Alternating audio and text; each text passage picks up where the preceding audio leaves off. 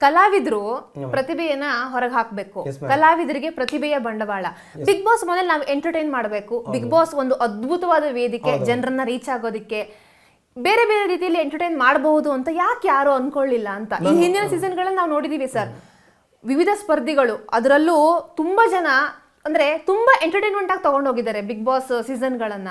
But ಈ ಸಲ ಆ ಪ್ರಯತ್ನ ಆಗ್ತಿಲ್ಲ. ಆಕ್ಚುಲಿ ಪ್ರಯತ್ನ ಏನಾದ್ರು ಆಗ್ತಿದೆ ಅಂತಂದ್ರೆ ಅದು ಕೇವಲ ಗಿಲ್ಲಿ ನಟ ಅವರಿಂದ ಮಾತ್ರ ಅಂತ ವೀಕ್ಷಕರಿಗೆ ಅನಿಸ್ತಾ ಇರುವಂತದ್ದು. ಮ್ಯಾಮ್ ಅದು ಏನಾಗುತ್ತೆ ಗೊತ್ತಾ ಮ್ಯಾಮ್, ಯಾವುದೇ ಕಲಾವಿದರಾಗ್ಲಿ ಮ್ಯಾಮ್, ನಾವು ಬೆಳಗ್ಗೆ ರಾತ್ರಿ ಕಷ್ಟಪಡೋದು ಕೆಲಸ ಮಾಡೋದು. ಈಗ ಬಿಗ್ ಬಾಸ್ ಅಲ್ಲೂ ತುಂಬಾ ನಿದ್ದೆ ಕಮ್ಮಿ ಮ್ಯಾಮ್, ತುಂಬಾ ನಿದ್ದೆ ಕಮ್ಮಿ.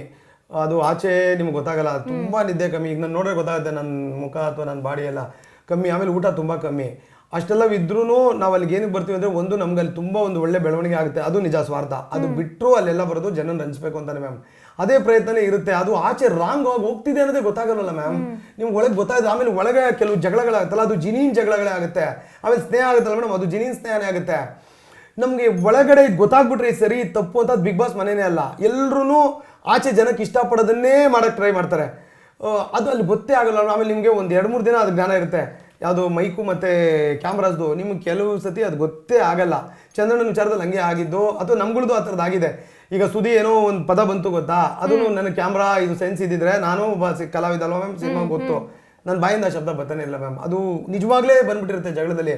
ಅದು ತಪ್ಪಿದೆ, ನಾನು ಇವಾಗಲೂ ಕ್ಷಮೆ ಕೇಳ್ತೀನಿ. ಕ್ಷಮಿಸಿ, ತಪ್ಪಿದೆ, ತಪ್ಪಾಗಿದೆ, ಕ್ಷಮೆಯಲ್ಲಿ ನಾನು ತಪ್ಪಾಯಿತು ಅಂತಲೇ ಕೇಳ್ಕೊತೀನಿ ಎಲ್ಲರ ಕಡೆ. ಅದು ಗೊತ್ತಾಗದೇ ಇರೋದಕ್ಕೆ ಮೇಡಮ್ ಅದು ಹಂಗಾಗೋದು.